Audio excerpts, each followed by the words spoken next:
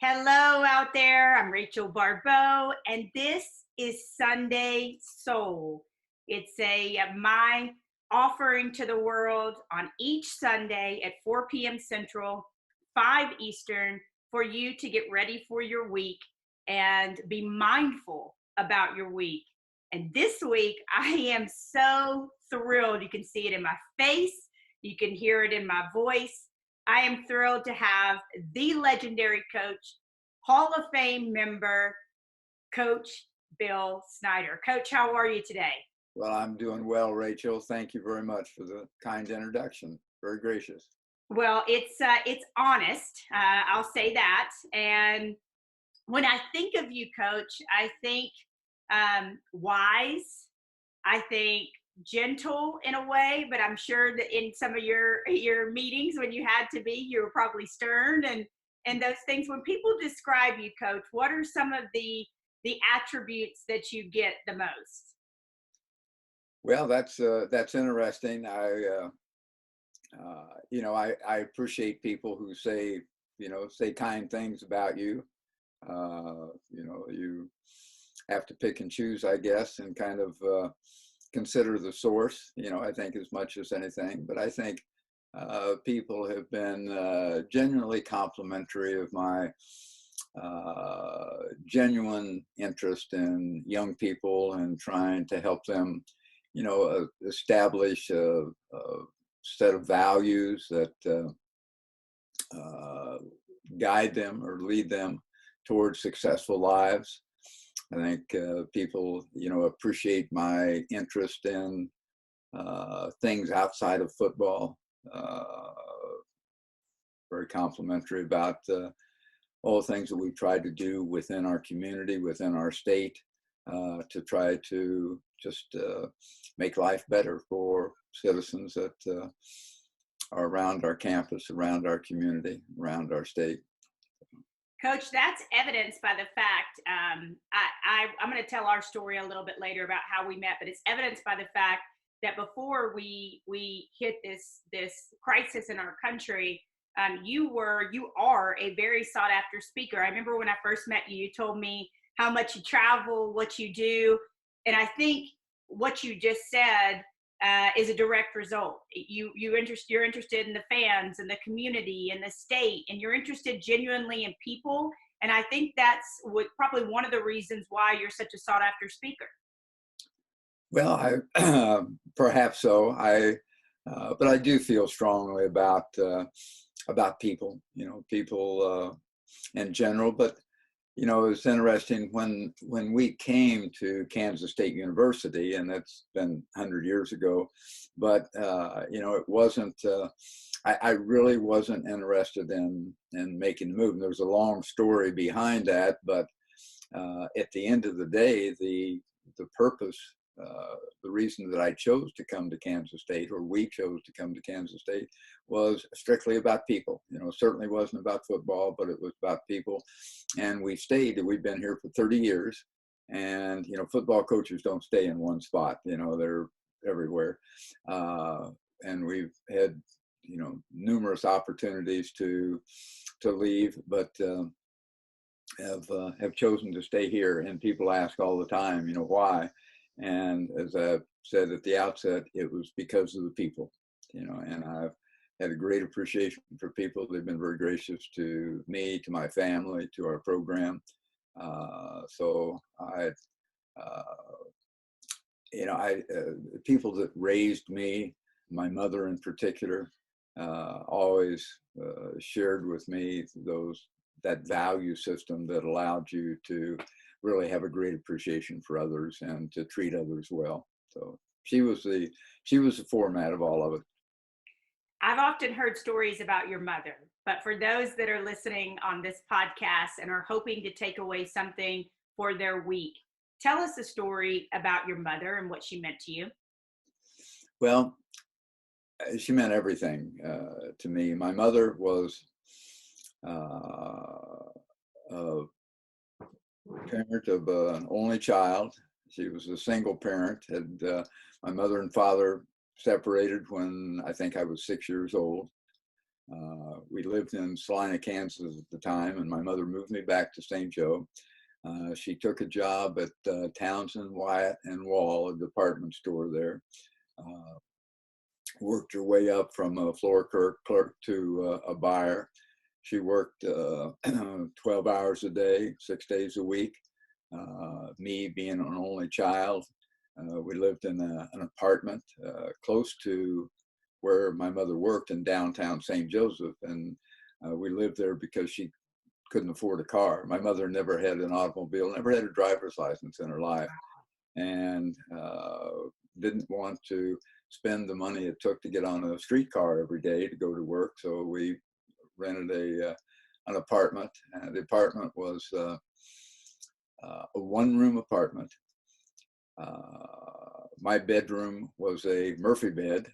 My mother's bed was a cot that was outside on the landing that I would pull in each night and unhook.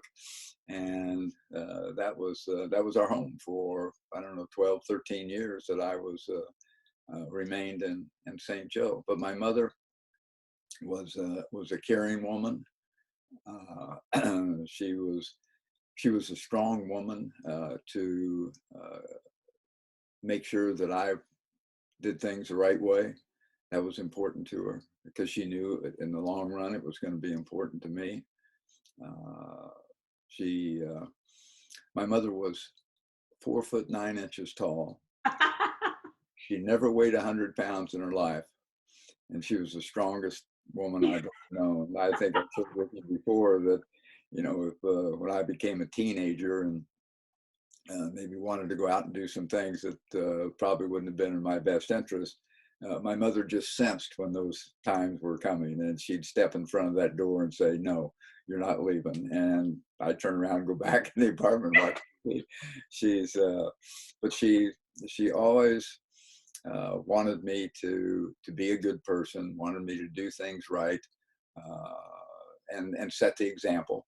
You know, most certainly, just a wonderful, wonderful person. So anything that I've been fortunate enough to have success with in my life, I owe it all to my mother. Coach, I have a mother story like that. I was probably 11, 12, just sassy, you know, full of whatever, mother. And one time, Coach, I raised my hand like this, like I was going to push her or do something. And my mother, in one fell swoop, swung me around, pinned me on the bed, and it ripped my shirt off at the same time. My small mother, much like yours, was like Tarzan and had superhuman mother strength. And I knew never to do that again, Coach. Well, mothers are pretty special. That's truly are. And anyway, she was a dynamite in my life. And you know, we lived 6 blocks from the YMCA, and my mother thought that would be a good place, and considering the fact that when I would come home from school, there was no one at home. And so she marched me down to the YMCA and instructed them that I would be there every single day after school. And she gave them a time and indicated that if I was late, that they should call her and she would get it taken care of immediately.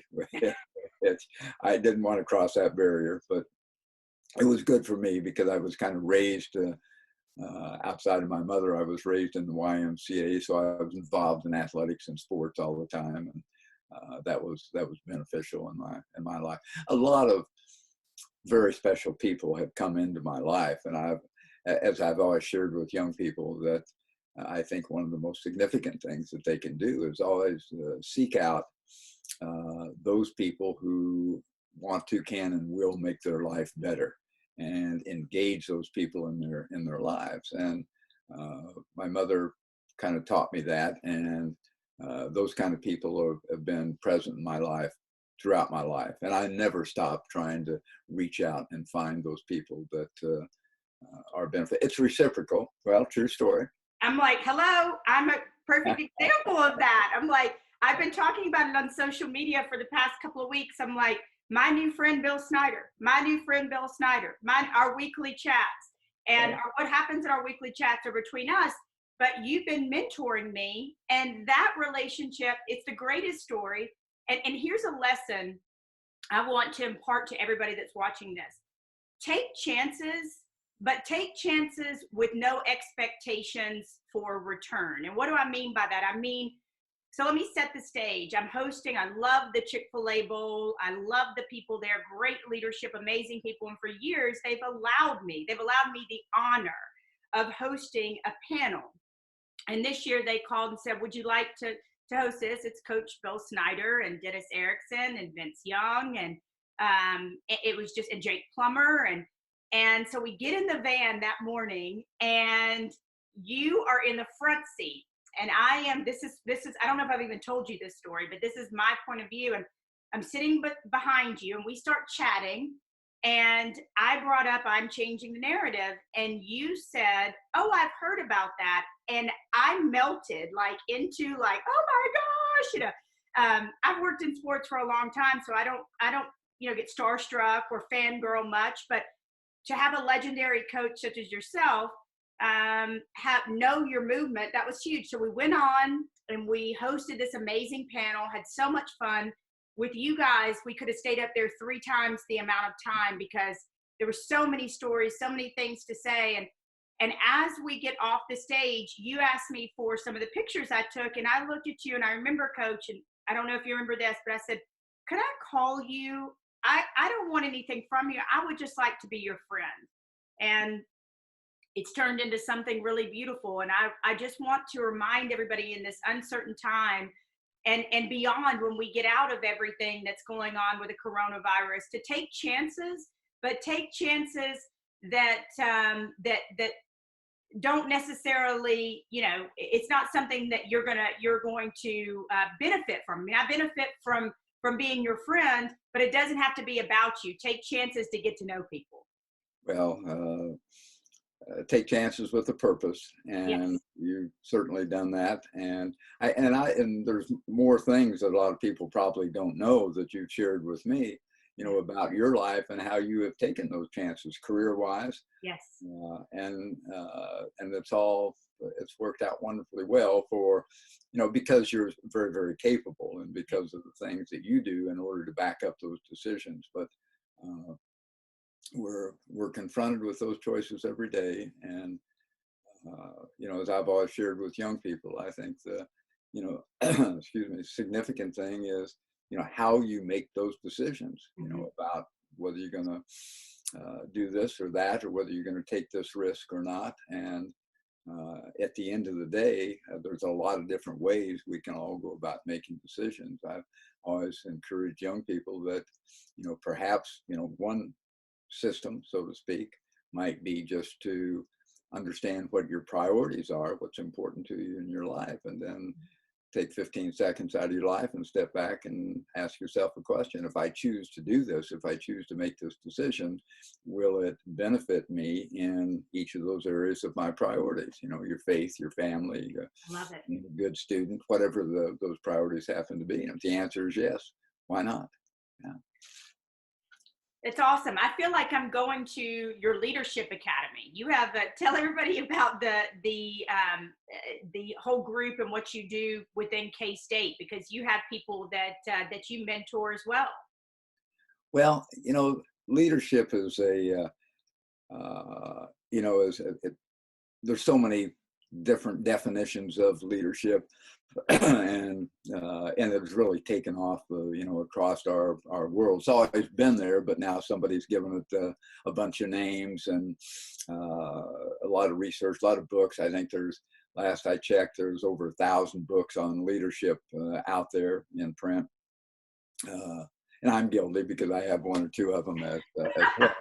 But to me, the significant thing is being able to, encourage people to simply define what is right to do and do it that way every single time. When I first came to Kansas State many years ago, we we had some leadership classes in session, and two people were basically the only instructors in leadership in our college, our university. And they were really, they were emphatic about how significant that could be in the lives of young people going through obtaining a college degree. And they asked me to come in and speak to their classes. And then they asked me to write a textbook for it, which I did. But there were, like I said, there were only 12 students. The whole program was housed in a 2-bedroom home across the street from the campus. Okay. And there was an administrative assistant plus these two instructors. And to me, their passion, you know, for trying to get leadership, the concept of leadership enhanced in the student body was really significant. So I helped them, and we raised enough awareness to it that they eventually, the university eventually brought a leadership college in, or leadership school into the college environment. It became a college. Wow. We had 13 students when we started. Today we have over 2,000 that are in, over 2,500 that are in a leadership minor program. And it's the largest single entity of any major field of study or minor field of study at Kansas State University. And the outgrowth, you know, of that has really been significant. And so from that, they have developed a variety of different programs, but one of them has taken on my name. I didn't do that, but they chose to do that. It's the Snyder Leadership Fellows. And they select, from the entire student body, they select 40 students each year who sign up to be invested in the program. And there are an ample number of them, quite a few, but they narrow it down to 40 through interviews. And that group becomes the fellows for a year. And there's all kinds of programs in place to involve them in leadership. And you know, my interest in it, as much as anything, is to get young people, they're not all from the state of Kansas, but to get young people to go back, those that are from the Kansas area, the state of Kansas, go back into their hometowns and help promote quality leadership, civic leadership, and enhance, you know, the development of communities throughout the state. You know, the population in our state is dwindling, and small towns are losing footage in the, you know, in the state. We're losing some hospitals because of a decrease in population, etc. So we trying to get young people to go out and sustain the leadership and develop it to a different degree. And we also, and it's been a very successful program, and the Leadership College has become highly successful.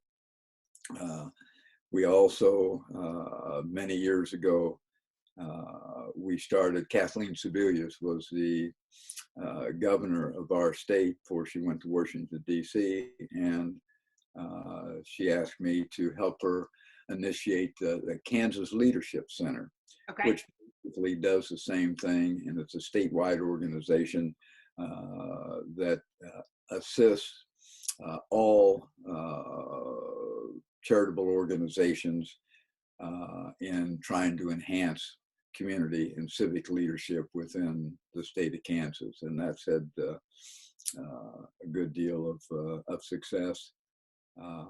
And then she and I started Kansas Mentors, which is also an overview organization to try to oversee mentoring within the state of Kansas with organizations such as Boys and Girls Club, Big Brothers, Big Sisters, etc. There are well over 200 organizations in the state that have joined with Kansas Mentors to try to help, promote mentoring within the state of Kansas, and that has done exactly that. So, I've been a part of all those, and a number of other things, but those have been very significant in the category of leadership. So I've gone on too long. No, you haven't. No, you haven't. I love it. And speaking of that, well, first of all, I just want to say this. It's exactly what we teach, and I'm changing the narrative, right? Yes, it's about you. And yes, I want to pour into you. And yes, I want to change your life. But my hope is that you go back to your community, that you go back to your neighborhood, that you go back to your family unit, and you teach them the changes that you've made in your soul, right? And so we're doing the exact same thing. We're empowering you. And the other thing that I've learned, and you probably have experienced this in your career, is we oftentimes make this incorrect assessment that this person should know better, or should know right from right and wrong from wrong, and they should know how to operate in this situation and go on this date and handle themselves in this situation.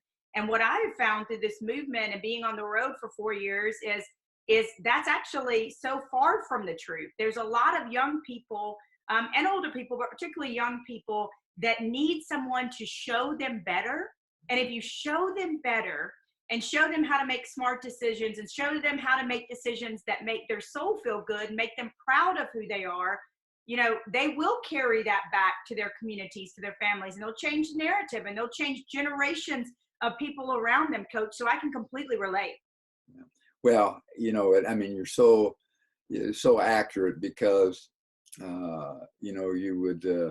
you would like to think that young people have been raised in such a way that they do understand, what's the right way to do things, how to do it, how to engage in the relationships that you're talking about, and I don't hold them at fault.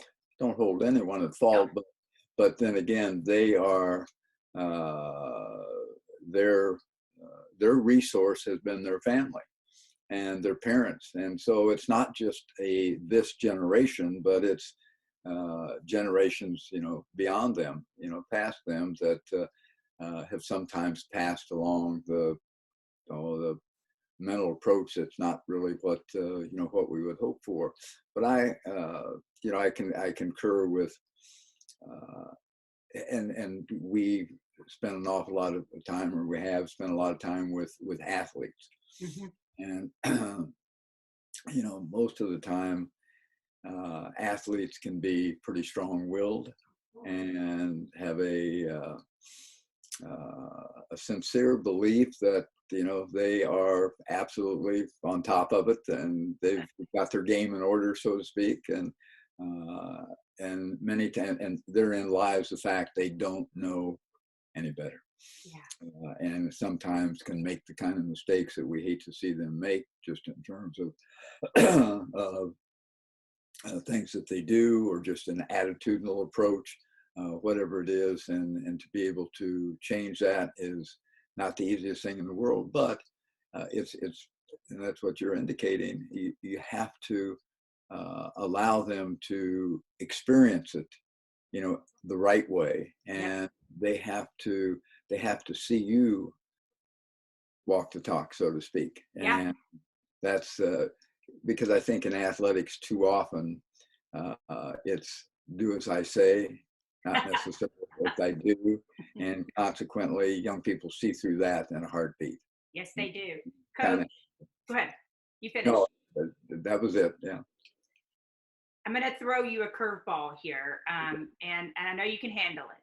If you were still coaching in a precarious time right now with COVID, Corona, and knowing that players are, because a lot of coaches are going to be watching this, right?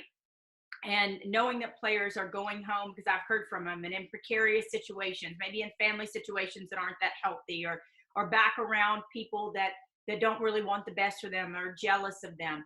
what would you tell coaches out there to tell their players, or what messaging would you send to coaches to tell their players during such a precarious time when they're only really able to communicate to them via email, telephone, text message, and they're far away? And I know we've had this conversation in our weekly chats that the biggest thing right now is when we do get back to normal, they want their players to come back to campus out of trouble, healthy, stable, all of those things, mentally, psychologically, emotionally.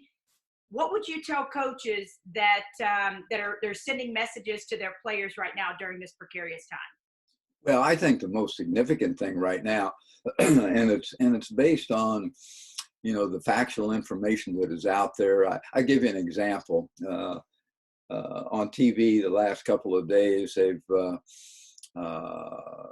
newscasts have gone to Florida and televised the beaches. Yeah. In South Florida, and they're full of young people, and they've interviewed some, and the small few that you really can't take that for being totally factual, but who said, I'm not going to let this scare keep me from having a good time and enjoying myself, etc. And which is a very selfish thought, as we all understand it. And I, backtracking to what you asked, I would suggest that any and every coach, because they're all having dialogue with their players, okay, through emails and texts and a variety of different ways, but encourage the young people that, and because the young people have people that look to them as well. Yes. I'm a high-profile athlete, and I have a lot of people that look up to me, my age group. And to encourage, the athletes across this world, to really encourage their friends or their base of friends to do the things that the nation is asking them to do. The simplicity of washing your hands, continually, to stay, away from other people, to become isolated, utilize, your computer, utilize your phone, et cetera, the telephone, whatever the case may be, to have interaction with others, but to get the others, influence the others to abide by what the rules are. It's that same thing. You look on the beaches and you see 1,000 young people out there running around and saying, hey, this is not going to bother me. And it may not. But it may bother somebody else. You may take it to somebody else. Carry it someplace else, then it permeates throughout your family. And at the end of the day, indirectly, you become the cause of someone's death. And for a time on the beach, for a party on the beach, or a house party, Coach. Right. That's not something that I want to live with, or that anybody should have to live with. And if we could all abide by this, and I think it's a great message you're sending to coaches, we could get over this a lot faster. Yeah, well, and then I think coaches can have an impact on young people to do exactly that. And I'm not saying all young people are opposed, to that. I think for the vast majority, they truly are wanting to do what is right. But I think for them to extend themselves to help others do exactly the same thing and encourage others to do exactly the same thing would really be beneficial. Along those lines, I had a player when they went home recently send me a message, and I asked him how he was doing. I shared this with you, and it just touched me to no end. And this is making an impact in the psychological and behavioral realm. But I had a player reached out and I said, how you doing? He said, I'm doing good. He said, Miss Rachel, and they call me all sorts of things, Ma, Aunt, Coach, Miss Rachel, Rach. And they said, Miss Rachel, I was home the other night, and I was with a group of guys. And these guys, one guy started talking about a woman that he had relations with, and he wasn't talking nice about her. And he said, I looked at him and said, hey, I'm a king, And kings don't talk about women like that. What if it were your sister or your mother? And he said, the guy was like, whoa, I've never thought about it like that. And he was able to have an impact on this young man. And I bring up this story because of what we're going through, but also because in one of our sessions, our phone visits, I asked you about that, about pouring into somebody, and maybe they take it like that young man and they immediately say, wow, I've never thought about that. Or sometimes they don't react the way you want to. But I always say plant the seed, because you never know the impact it will have. And even if they don't respond favorably to you, they're still going to think about it. They're still going to ponder it. And you told me a story of the boxes of letters that you have in your office from just such interactions over the years as a coach. Will you share that with our audience? Well, I mean, what you say is so instrumental. The, just the idea that, that the knowledge that you've imparted to someone else in terms of particular values that they may have may not always ring the bell, at that given moment. But some incident will take place that will cause that individual to come back to the words of advice that you provided for them and understand why that is so significant. And I mentioned, because, so many young people come through our program. So I've worked with, thousands upon thousands of young people, and they've always been, very gracious. They sometimes, feel like the work that they put in might be a little overdone, but nevertheless, they've appreciated the fact that somebody genuinely cares about them. And I think most coaches are certainly that way. They care about young people. But to be able to try to teach a value system, I think is highly significant. And everybody, how do you phrase? Everybody feels. I think everybody feels the same way. But you take athletics in general. You walk into a locker room someplace, male locker room, female locker room, and there's a bunch of signs on the wall, et cetera. And there's all these sayings and these individual words, commitment, teamwork, discipline, responsibility. I mean, you name it, whatever the value system is that you've been exposed to through your family, through your parents all your life, but those words are up there. And they're meaningful words, but sometimes we don't teach what they mean. Yeah. Consequently, they're just words, and there's no action behind it.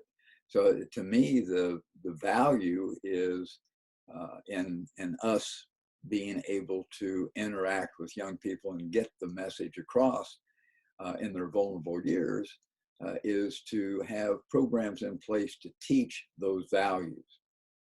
And that was important to us. We had those 16 core values, which it's not rocket science, the same as what your parents taught you, and right. So on down the road. But it's being able to have a program in place that teaches each one of those and allows you to experience them on an ongoing basis, rather than just say, hey, discipline, we need to be disciplined, and, right. and then move on.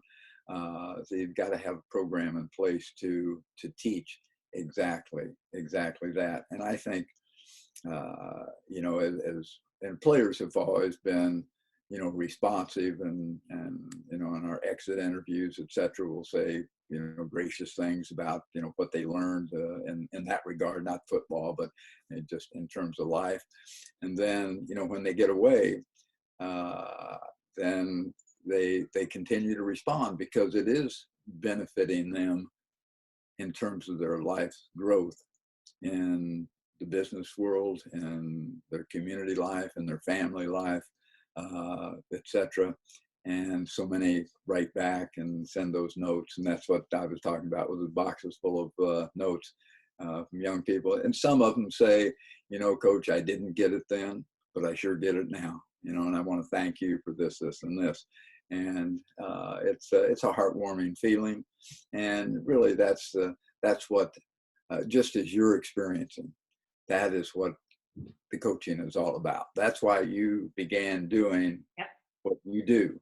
Yep. And the feeling of satisfaction that comes with being able to see, that individual take that step forward to really embrace a significant value system in their life, and that they're going to be successful because of it.